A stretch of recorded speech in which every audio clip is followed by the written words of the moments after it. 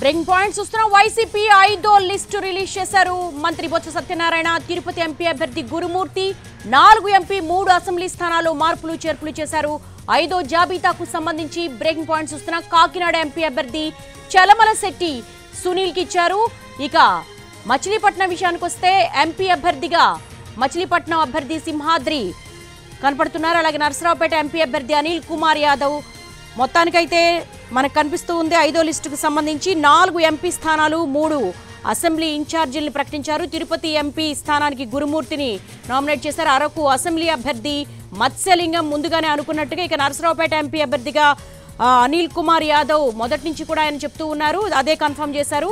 ఇక సత్యవేడు కొంతవరకు కూడా వైసీపీలో సత్యవేడు నూకా రాజేష్కి ఇచ్చారు. నూకతోటి రాజేష్కి 4 ఎంపీ 3 అసెంబ్లీ స్థానాల్లో మార్పులు చేర్పులు చేశారు. దీనికి సంబంధించి కూడా మరి 5వ లిస్టుకి సంబంధించి ఇంతవరకు దీంతో కంక్లూడ్ చేస్తారా, లేకపోతే మరో లిస్ట్ ఉంటుందా అనేది కూడా వేచి చూడాల్సిన అంశం. తీవ్ర కసరత్తు అనంతరం 5వ జాబితాపై ఇప్పుడే లిస్ట్ రిలీజ్ అయింది. దానికి సంబంధించి కూడా మార్పులు చేర్పులకు సంబంధించి మంత్రి బ్రీఫ్ చేశారు మీడియాకి. నర్సరావుపేట ఎంపీ అభ్యర్థి అనిల్ కుమార్ యాదవ్, ఇక తిరుపతి ఎంపీ అభ్యర్థి గురుమూర్తి.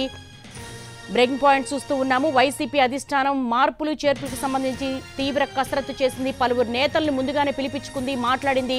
సీఎంఓకు క్యూ కడుతూనే ఉన్నారు. ఇక సీఎంఓలో పిలుపు మేరకు ఎమ్మెల్యేలు నేతలు ఎవరైతే ఉన్నారో వారికి బుజ్జగించే ప్రయత్నం చేశారు.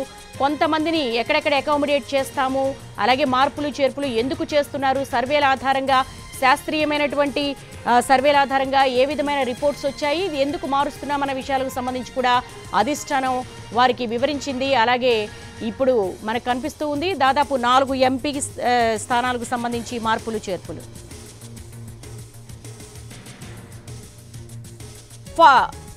5వ జాబితాకు సంబంధించి వైసీపీ తీవ్ర కసరత్తు పూర్తి చేసింది. కొద్ది నిమిషాల క్రితమే మీడియాకు బ్రీఫ్ చేశారు మంత్రి బొత్స సత్యనారాయణ. మేజర్ డెవలప్మెంట్స్ ఏంటో మా ప్రతినిధి రెహనా అడిగి తెలుసుకుందాం. రెహనా, ఈ జాబితాతోనే కంక్లూడ్ అవుతుందా, మరో జాబితా ఉంటుందా? ఎందుకంటే 4 ఎంపీ 3 అసెంబ్లీ ఇన్ఛార్జీలకు సంబంధించి మాత్రమే అనౌన్స్ చేశారు.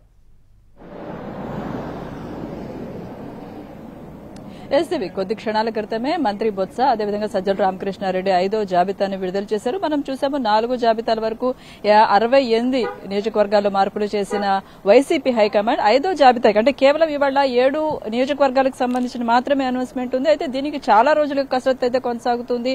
దాదాపు 10 నుంచి 15 అసెంబ్లీ అదేవిధంగా లోక్సభ సెగ్మెంట్లకు సంబంధించిన అనౌన్స్మెంట్ ఉండొచ్చు అని ప్రచారం జరిగినప్పటికీ కూడా కేవలం ఇంకా కొన్ని కాంప్లికేటెడ్ సెగ్మెంట్స్ లో అయితే ఇంకా కొలిక్కి తీసుకురాలేదని చెప్పాల్సి ఉంటుంది. ఇవాళ విడుదల చేసిన 7 సెగ్మెంట్స్ లో 4 లోక్సభ ఇన్ఛార్జీలకు సంబంధించిన ప్రకటన కాగా 3 అసెంబ్లీ నియోజకవర్గాలకు సంబంధించిన ప్రకటన. అయితే వీటిలో మనం చూసుకున్నట్లయితే 2 ఆలోచించి తీసుకున్న నిర్ణయాలుగా కనిపిస్తా ఉంది. ఒకటి అరకు వ్యాలీకి సంబంధించి అరకు అసెంబ్లీ సెగ్మెంట్ లో ఇంతకుముందు గొడ్డేటి మాధవి, ప్రస్తుతం ఆమె అరకు ఎంపీగా ఉన్నారు, ఆమెను అక్కడ మార్చి రేగం మత్స్యలింగం ని అక్కడ అపాయింట్ చేయడం జరిగింది. సో ఈ మార్పుకు కారణం ఏంటి అనేది ప్రధానంగా మనం చూసుకున్నట్లయితే గొడ్డెటి మాధవిని అరకు లోక్సభ నుంచి పార్టీ ఇన్ఛార్జ్ గా అనౌన్స్ చేసినా అక్కడ స్థానికంగా ఉన్న నాయకులు ఆమెకు యాక్సెప్టెన్స్ ఇవ్వలేదు. సో మొత్తం మీద అయితే మరొక దఫా జాబితా అయితే ఉంటుంది. కొన్ని కాంప్లికేటెడ్ సెగ్మెంట్ సంబంధించి ఇంకా కసరత్తు కొనసాగుతోంది. Devi. All right Rehana, thanks for the live.